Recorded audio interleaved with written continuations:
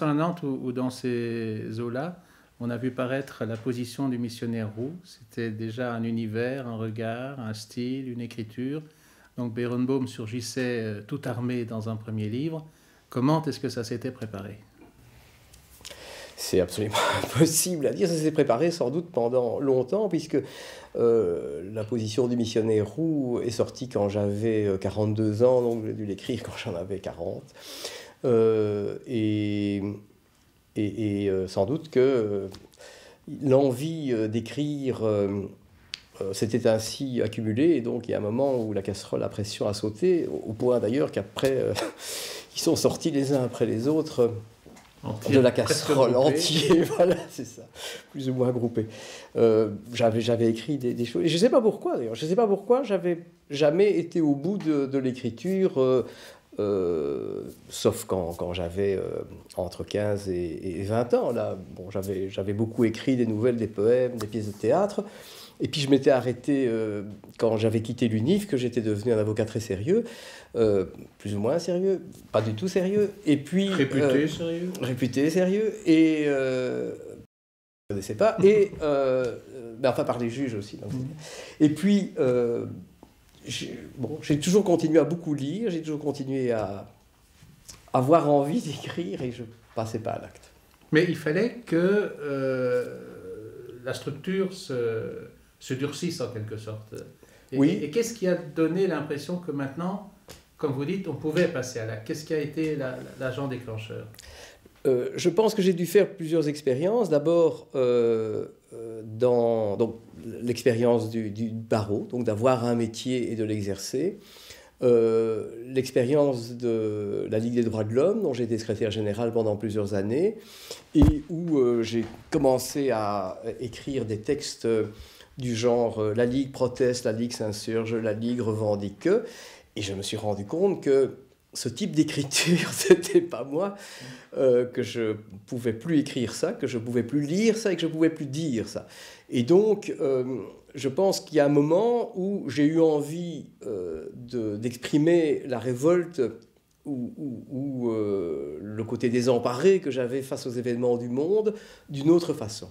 Parlons justement des événements du monde, parce que la position des missionnaires commence par un fait divers très très très impressionnant, et d'ailleurs typique de l'époque, hein, des tournements d'avions et toutes ces choses-là. Est-ce que justement l'état du monde dans ces années-là ne réclamait pas cette attitude, c'est-à-dire pas la dérision générale, mais en tout cas le recours au rire comme force non essayé trop quoi. Oui, d'une certaine façon, il a fallu que le mur de Berlin s'effondre pour que je commence à écrire. Oui, oui. Bon, Mais on pourrait creuser ça d'ailleurs. En quoi la chute du mur de Berlin peut être un facteur de libération? De la chute du mur de Berlin à la position des missionnaires. Voilà. Et il y a effectivement de ça sans doute une sclérose dont j'étais moi-même atteint, et qui était celle de pas mal d'intellectuels de gauche, qui était on doit se positionner politiquement, d'où ma méfiance de rentrer comme militant politique au sens premier, mais par contre de faire un travail avec la Ligue des droits de l'homme ou avec Amnesty International, et dont j'ai été libéré au fond par la constatation symbolique que la guerre des idéologies était terminée, qu'il n'y avait plus d'idéologie, et qu'en fait on s'était battu contre des ombres de part et d'autre. Et qui restait donc, mais qui restait bien sûr plein de choses à dire sur le monde, qu'on n'allait pas se lancer, parce que, comme vous le rappelez, on est là à la fin des années 80, début des années 90, c'est les années tout fric. Et donc, la chute du mur de Berlin coïncide avec une espèce d'aspiration à se débarrasser des idéologies et à se lancer dans la mondialisation, la consommation. Oui, parce que cette perte d'idéologie est suspecte aussi. Bien sûr. Et cette attitude... C'était le prétexte idéologique. Hein. Le droit de l'homme était devenu le masque idéologique de rien. Voilà. Donc, devant masque, il y a une nécessité de démasquage. Voilà. Le carnaval est nécessaire parce qu'il jette à bas les leurs, en fait. Voilà, c'est ça. Il y a le pied de nez était nécessaire, et Et l'humour, c'est la façon, évidemment, de prendre le monde de manière décalée. Mais cette pratique de l'humour, et cette connaissance de l'humour, et cette familiarité de l'humour, celle-là, elle est très ancienne. On peut plus dire qu'elle est consubstantielle à l'individu Berenbohm, quand même. Oui, mais... Semble-t-il. Oui, enfin ça, je fais appel au Il a été psychiatre longtemps de l'équipe. contenu, du moins publiquement. Voilà. Oui. Oui, non, c'est ça, mais je n'en explique pas la raison. Enfin, il y a sans doute 1000 explications, dont le fait que je sois enfant d'immigrés, donc il a fallu que je trouve, que mes parents trouvent leur place, que je trouve ma place dans la société belge qui explosait au même moment où moi...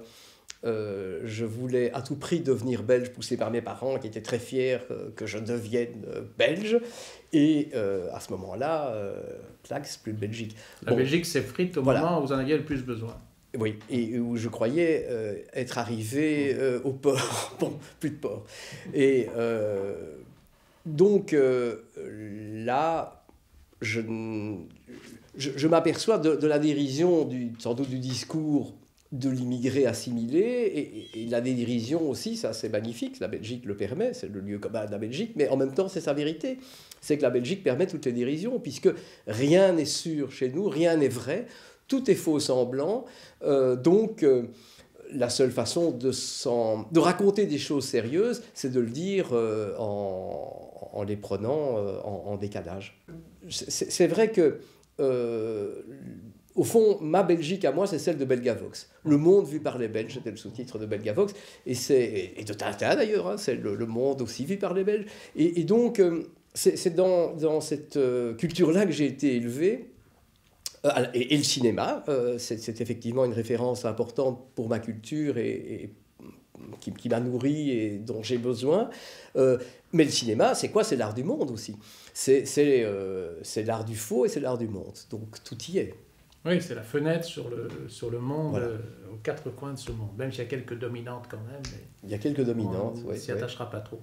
Dans ce regard cosmopolite, il y a un exercice alors immédiat qui est celui de se promener comme Tintin dans un lointain Orient que vous n'aviez jamais visité, c'est-à-dire la Chine. L'exercice de la table de riz est pas par hasard une épreuve que vous garantissez très vite.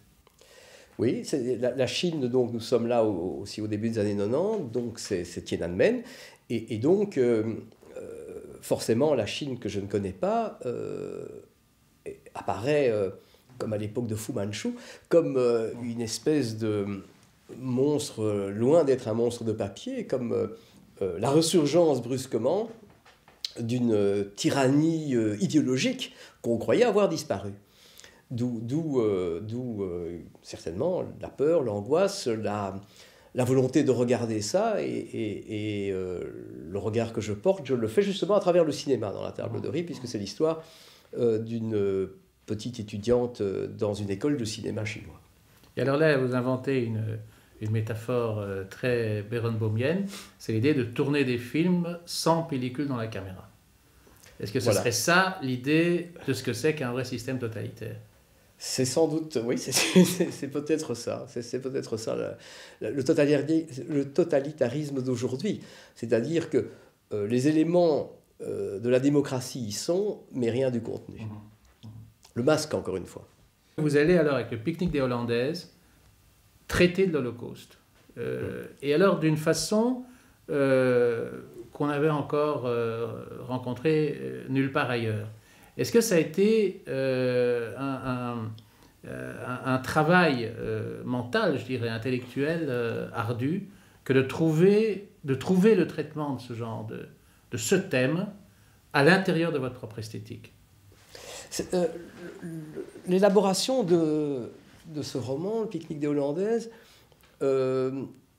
est très curieuse parce que quand j'ai commencé à écrire ce livre, je n'écrivais pas un livre sur l'Holocauste, j'écrivais un livre sur la Hollande. D'où d'ailleurs le titre, qui était un titre que, pour une fois, j'avais choisi d'abord. Généralement, je trouve les titres après.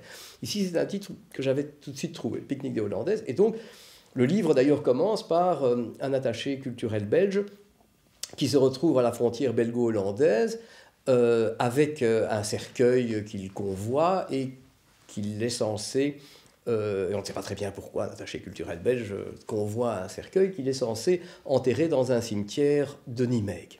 Ça, c'est la donnée de départ et c'est l'image que j'avais. J'avais rien d'autre. Et c'est curieusement en écrivant ce livre et en suivant le parcours de mon attaché culturel que je me suis retrouvé à Auschwitz. Et donc je me suis retrouvé à Auschwitz comme le lecteur s'y retrouve dans ce livre. C'est un livre tout en méandre qui tourne un peu en rond, un petit peu comme la maison d'un escargot. Mais c'est comme ça que je l'ai élaboré. Donc j'ai voulu, lorsque je l'ai terminé, relu, retravaillé, garder cette structure un peu erratique au départ. Qui est un peu celle d'un western d'ailleurs. Il y a des westerns où on voit des vagabonds traînant des cercueils à travers le désert. C'est un western italien, oui. Et c'est vrai que je suis arrivé, sans le savoir en fait, où je voulais arriver. C'est-à-dire à parler à la fois de la Pologne de mes parents et de son inexistence, de l'antisémitisme et de l'Holocauste. Je crois que si j'avais su au départ que j'allais écrire un livre sur l'Holocauste, j'aurais arrêté tout de suite. Ça aurait été insupportable. Je ne me sentais pas capable et je pense que j'aurais eu peur devant l'importance du sujet. Je me serais arrêté en me disant non, c'est pas pour moi, j'ai pas le souffle de faire ça. Il semble que l'accès, donc presque involontaire, à un sujet aussi important, vous a peut-être servi de tremplin pour le livre suivant, dont on pourrait penser que c'est peut-être le livre de vous le moins bien compris, qui est la Jérusalem captive. Parce que là, c'est immense comme ampleur. Là, on ne peut pas dire que vous y soyez venu par hasard. Je veux dire que ça devait être dans le projet que de traiter de cette vaste matière. C'est un livre extrêmement important, mais qui a dû lui aussi être assez ardu à élaborer. Ou bien est-ce que ce même ludisme l'a accompagné? Non, là, ça a été un livre, bon, c'est vrai que c'est mon livre le plus long, c'est une brique, et je l'ai écrit avec beaucoup d'enthousiasme, de plaisir jusqu'au bout, mais c'est vrai que là, le projet existait au moment où je l'ai commencé.